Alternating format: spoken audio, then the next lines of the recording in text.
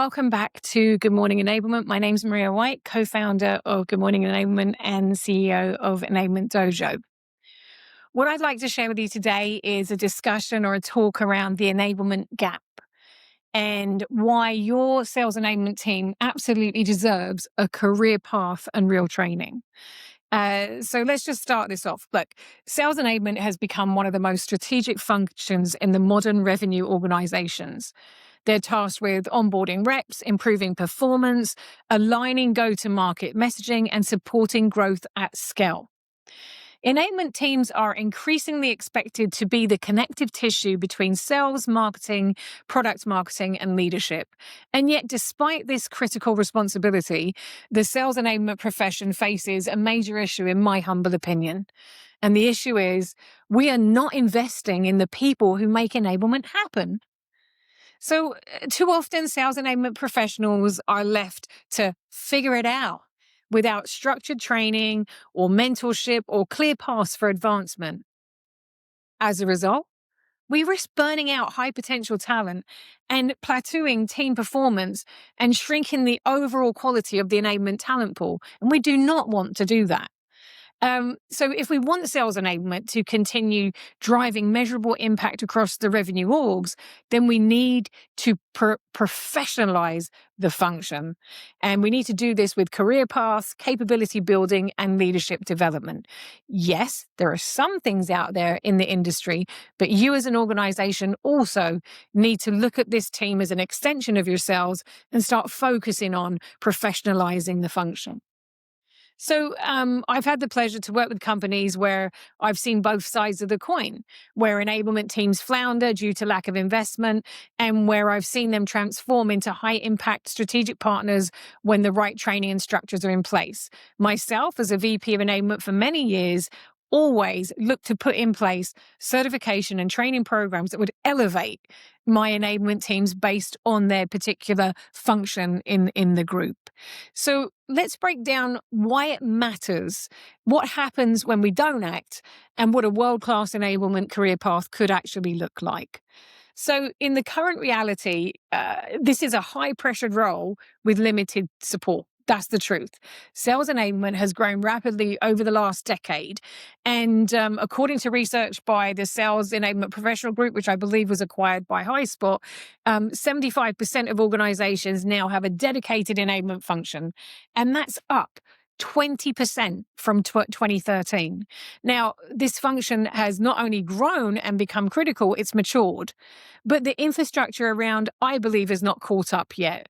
There are too many enablement professionals who are hired into vague roles with unclear scope, report to leaders who don't fully understand enablement, or they lack formal training on adult learning, instructional design, and change management or coaching.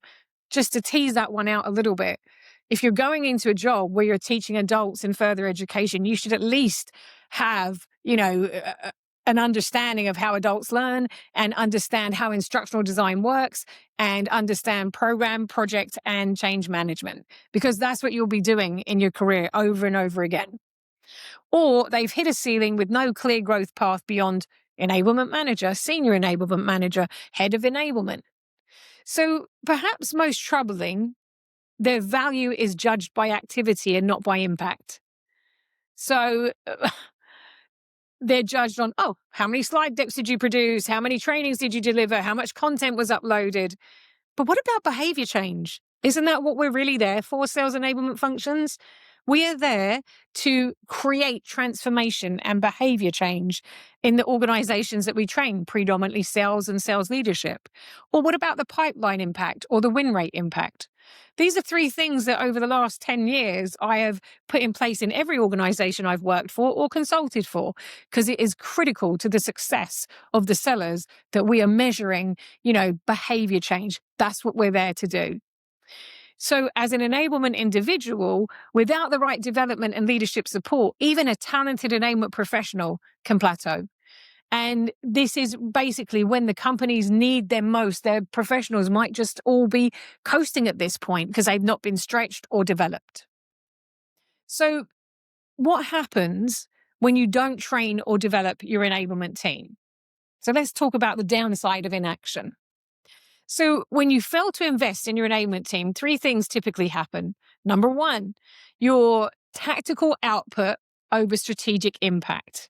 So without training or mentorship, many enablement teams default to order taking. I've seen it before many times in my own business partners in organizations.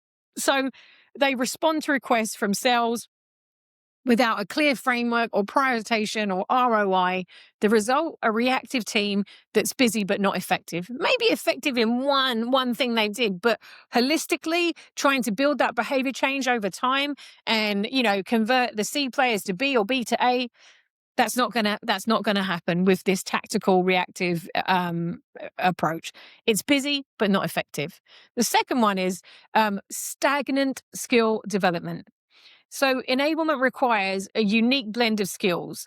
So if you don't have an enablement team that have a dedicated content development team or a dedicated media team or dedicated business partners, which is what I'm used to creating, then you've got an individual who needs to have a really good handle on instructional design, stakeholder alignment, data analysis, field coaching, storytelling, and more. Because without structured learning opportunities, these skills atrophy or never develop. So this limits the team's ability to evolve from onboarding focus to life cycle enablement, or continuous onboarding, as I like to call it.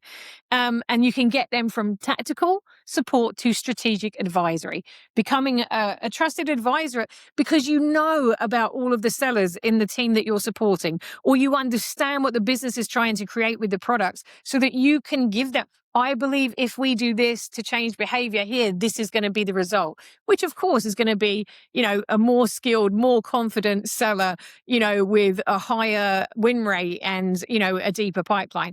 That's really where you're going with that. Number three is attrition and burnout.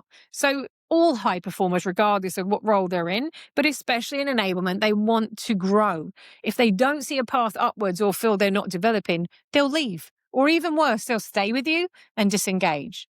So according to LinkedIn's Workplace Learning Report, 94% of employees say they would stay at a company longer if it invested in their learning and development. So, enablement professionals are no different. That I'm sure that resonates with them. So we've told you about the bad scenario. What about the good scenario? What happens when you do invest in enablement talent? Well, the upside to you as an organization and the individuals is enormous.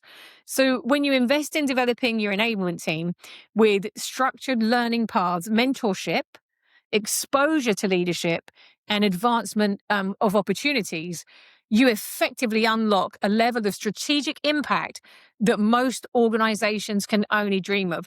And I am not joking, because all of a sudden your enablement team, if they're business partnered with your sales leaders, there is now a symbiotic approach to that behavior change and to the outcome of the results. So I've personally I've worked in and partnered with companies to deliver internal enablement, and we train the enablers. That's what we do. So at Enablement Dojo, we also focus on training enablement leaders and enablement individuals. But here's what's happened when enablement professionals are equipped to succeed. Better programs, faster execution. So trained enablement professionals don't just create training, they build behavior-based, metric-tied learning experiences that move the needle. Number two, stronger strategic alignment. Trained enablement teams speak the language of the business, and they partner with sales leaders, challenge assumptions, and help connect go-to-market strategy to field execution. And last but not least, leadership-ready professionals. Just like sales reps can grow into managers, enablement professionals can grow into directors, heads of enablement, and even broader revenue leadership roles, but only if we build the pathways. Now, I have already done another video on what the career pathing of enablement should look like and the job roles to consider. But here's just some key takeaways. If you're responsible for enablement, you're a CRO or a COO or a revenue leader, here's what you could do today. You could think about, in conjunction with your VP of enablement or your head of enablement, what does great enablement look like in our organization? Is my enablement team equipped to be strategic or just reactive? Are we holding them accountable for impact and supporting their growth? And do they have a path forward, or are they stuck in place? So that's it for me. These are some of the actions you can take as a leader of enablement, so to speak. I hope you found this video informative. Please comment, challenge. If you want to reach out to us, go to the Good Morning Enablement homepage and just fill in a contact form. But I hope this has been useful. Have a great rest of the day wherever you are in the world, and thank you for watching.